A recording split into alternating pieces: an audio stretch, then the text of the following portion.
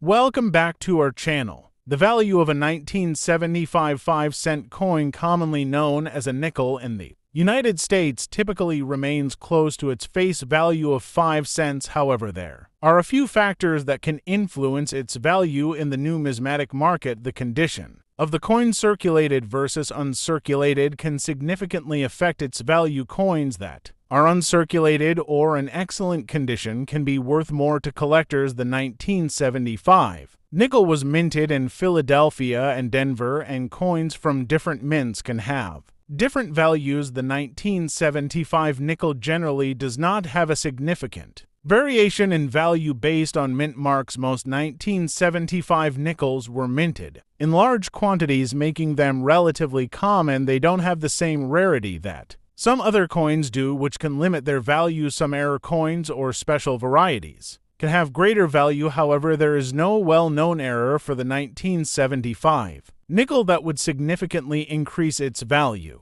United States of America, it says "In God We Trust" at the top. Liberty behind Lincoln 1975 down here, and the letter D there for the Denver Mint. At the Denver Mint in 1975, they made 4.5 billion of these. That's billion with a B. There's one out of those 4.5 billion that's been rated in Ms. 68, where mint states 68. That one out of 4.5 billion is worth $10,000. There's also a Philadelphia mint coin here, and you can tell that because there's no letter underneath it, will either have a D and S, or no letter. S would be for San Francisco, D for Denver, no letter for Philadelphia. If Philadelphia, they made 5.45 billion pennies in 1975, and 3 of them were MS 68s, and those are worth about $10,500 each. And then finally they made them at the San Francisco Mint. They have found one proof 70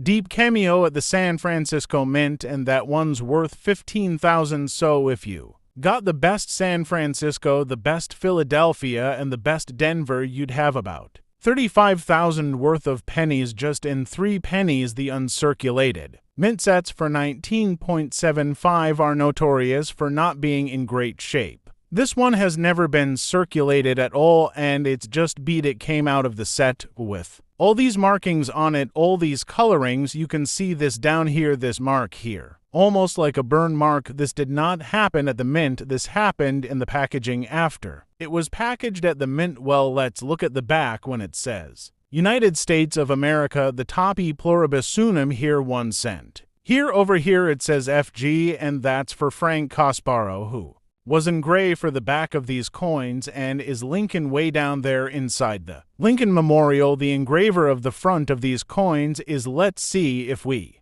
can find it right here, right there. There's AVAD and AB, and you're gonna have to take my word for it because it's not on that coin, but let's look at it on this coin. Why this used coin not on that one either, and this is why they didn't have so many great coins not on that one either. So what happens is in 1975, when you make 10 billion of anything, you sometimes kind of rush through it. They just didn't do a good job on a lot of the coins in 1975, or some of the mint sets. As you've seen now, it turns out that they also made coins, pennies in Canada in 1975, United States. Coins called a 1 cent coin, the word 10 in Canada. These are called 1 cent with the number 1, and they both say cent on them, so this is a 1 cent. Or a Canadian penny, it says 1975 here on the back instead of on the front. It says Canada on the back, on the bottom United States. Penny's sake United States on the back, on the top, and then here we do have the initials of the engraver of this coin. That's a kilogram for George Cougar Gray, and we have the date on the back instead of on the front like we do on the U.S.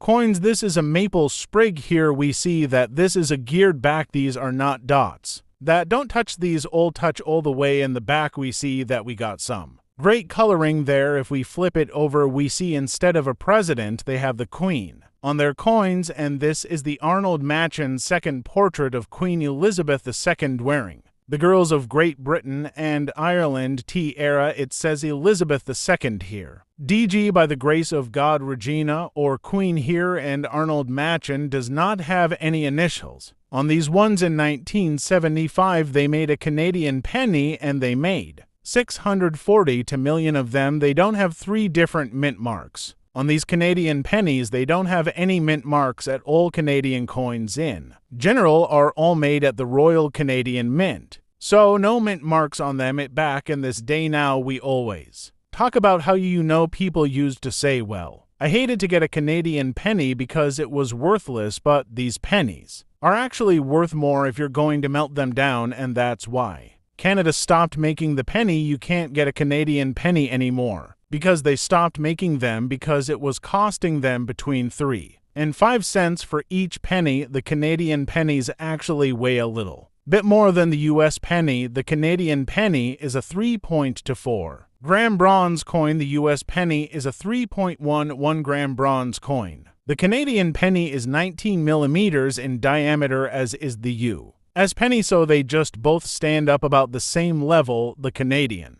penny, however, is 1.65 millimeters thick compared to the US penny, which is 1.3 millimeters in thickness. These pennies, you can get some of these pennies that are valued up to a few $100s, and generally you're going to get those in what they call a brilliant uncirculated or proof condition rather than the United States coins, which seem to go for a lot more generally in a circulating condition, except for 1975, when the most expensive coin to buy for the year 1975 for the United States is the San Francisco Met Proof coin. 1 proof 70 worth $15,000. Thanks for watching my videos, and don't forget to like, subscribe, and press the bell icon.